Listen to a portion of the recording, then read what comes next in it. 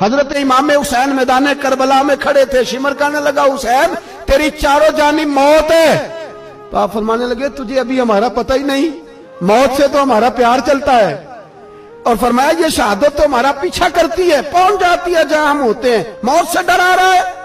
مسلمان کا مرنے کو دل نہیں کرتا، ورنہ وہ اتنی بڑی کوٹھی میں کون رہے گا؟ مرنے کو دل اس لیے نہیں کرتا کہ وہ جو 6 کروڑ 10 کروڑ ڈالر لوٹ کے رکھے مر گئے تو کھائے گا کون؟ وہ فقیر فاقہ مست تھے، ان کا گھر ہی کوئی نہیں تھا، ان کے بینک بیلنس ہی کوئی نہیں تھے، وہ کہتے تھے گھر ہمارا ہے وہ جو ہمارے رب نے تیار کیا ہوا ہے، ہمارا بینک بیلنس ہے وہ جو ہمیں جنت میں جا کے ملے گا، ان کا تو یہ کھاتا ہی کوئی نہیں تھا، اس لیے وہ شہادت کی۔ حضرت عمر بن جموع رضی اللہ تعالیٰ عنہ میدان احد میں 4 بیٹے لے کے آئے، کتنے بیٹے؟ بول کے بتائے، 4 بیٹے لے کے عمر بن جموع آئے، اور خود ایک ٹانگ سے لنگڑے سے آپ بھی ہیں، ٹانگ چھوٹی ہے، حضور کے سامنے کھڑے ہوئے کہا محبوبہ میرے 4 ہی تھے، میں 4 لے آیا ہوں، قبول کر لے۔ تو حضور نے فرمایا تو کیوں تلوار اوڑے آیا ہے، یہ تو نے کیوں گلے میں اسلحہ ڈالا ہوا ہے؟ کہا یا رسول اللہ میں نے بھی تو جانا ہے نا۔ تو حضور نے فرمایا 4 بیٹے جو ہیں۔ تو حضرت عمر بن جموع نے بات کی، صحابہ کہتے ہیں ہم لبوں سے مسکرا رہے تھے، آنکھوں سے رو رہے تھے، کیا عجیب انداز ہے۔ حضور نے فرمایا عمر 4 بیٹے جو آ گئے تو تو رہنے دے۔ تو حضرت عمر رو پڑے، کہنے لگے محبوبہ کیا لنگڑے جنت میں نہیں جائیں گے؟ کیا حضور میں لنگڑا ہوں تو میرے لیے جنت کوئی نہیں؟ میرے حبیب پاک سید عالم صلی اللہ علیہ وسلم نے فرمایا عمر تو ضرور جنت میں جائے گا۔ کہا محبوبہ پھر بچے بعد میں جائیں گے، میں پہلے میدان میں جاؤں گا۔ ایک بی بی 4 بیٹے لے کے آئی احد میں، کہا محبوبہ کل کمائی تھی میں لے آئی ہوں، میرے پاس کوئی اور شے ہوتی تو میں بچا کے نہ رکھتی، بیٹے دے کے نا حاضری لگوا کے تو واپس دروازے پہ لے گئی۔ تو حضرت سیدنا عبداللہ ابن عمر فرماتے ہیں بی بی بول رہی تھی تو میرا جذبہ جہاد بڑھ رہا تھا، اپنے بیٹوں کو کہنے لگی میں تمہیں حضور کے پاس چھوڑ کے جا رہی ہوں، جب تم میدان میں گرو گے تو میں تمہیں دیکھنے آؤں گی، دیکھنا تمہاری پشت پہ کوئی زخم نظر نہ آئے، جتنے تیر کھانے ہوئے سینے پہ کھانا، جتنے تلواروں کے نیزوں کے زخم برداشت کرنے ہوئے یہاں کھانا، پشت پہ زخم نظر نہ آئے۔ حضرت عبداللہ ابن عمر فرماتے ہو بی بی کی گفتگو میرا جذبہ جہاد بڑھا رہی تھی۔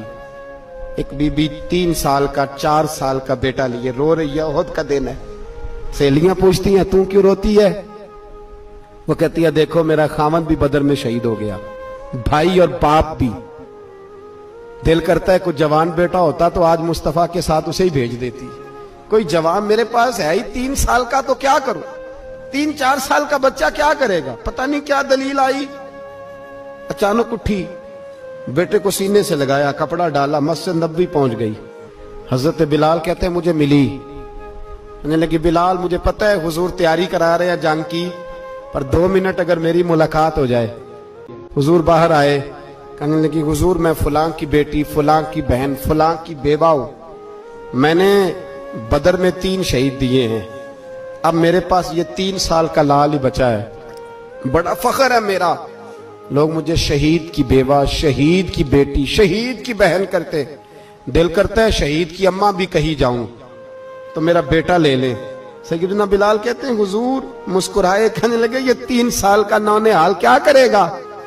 کہتے ہیں اماں کا عجیب جذبہ ہے، کہنے لگی محبوبہ سنا ہے اسلحہ بھی تھوڑا ہی ہے، ڈھالیں زیادہ کوئی نہیں، میرا بیٹا ساتھ رکھ لیں، جب آپ کی طرف کوئی تیر آیا نا تو میرا بیٹا ڈھال کے تو اس کو ڈھال بنا کے آگے کر دینا۔ محبوبہ ڈھال تو بانی سکتا ہے نا۔ حضرت بلال فرماتے ہیں مصطفیٰ کریم نے فرمایا جا میں نے قبول کیا، قیامت کے دن بیٹا گھر لے جا، جب تیرا نام پکارا جائے گا تو شہید کی اماں کہہ کے پکارا جائے گا، جا تو گھر لے جا۔ کہتے ہیں چلتے چلتے ایک غریبنی اور آ گئی، اتنی سی اٹی بان کی، اتنی سی، بلال حضور سے ملاقات ہو جائے گی۔ نبی پاک آ گئے تو کہا محبوبہ یہ غلبہ اسلام میں میرا بھی حصہ ڈال لیں۔ حضور نے فرمایا یہ کیا ہے؟ کہنے لگے حضور خامن فوت ہو گیا، اولاد اللہ نے بے نیازی سے دی نہیں، سویرے چرخہ کاٹ کے رزق حلال کھاتی ہوں، میرے پاس نا یہ اتنا سا بان ہے، ایک گھوڑے کی لگام بن جائے گی، محبوبہ حصہ تو ڈال جائے گا نا دین کے لیے، میری قبولیت ہو جائے گی۔ میرے حبیب نے ہاتھ اٹھائے اور دعا مانگی، کہے اللہ جتنا تو میدان کے مجاہدوں کو اجر عطا فرمائے اتنا اس غریبنی کو بھی عطا فرمانا، اتنا اسے بھی دینا۔ بھائی یہ جذبے تھے، یہ رنگ تھا امت مسلمہ کا، اس لیے کافر گھر میں بیٹھ کے کانپا کرتا تھا۔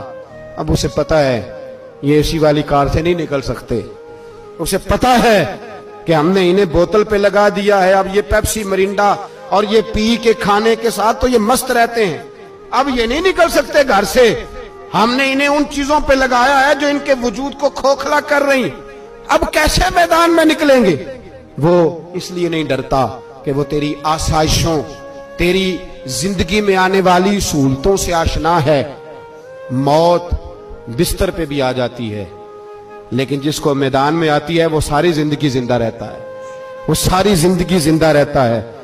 بھائی مرنا تو ہے، لیکن اگر زندگی دین کے کام آئے گی تو امر ہو جاؤ گے۔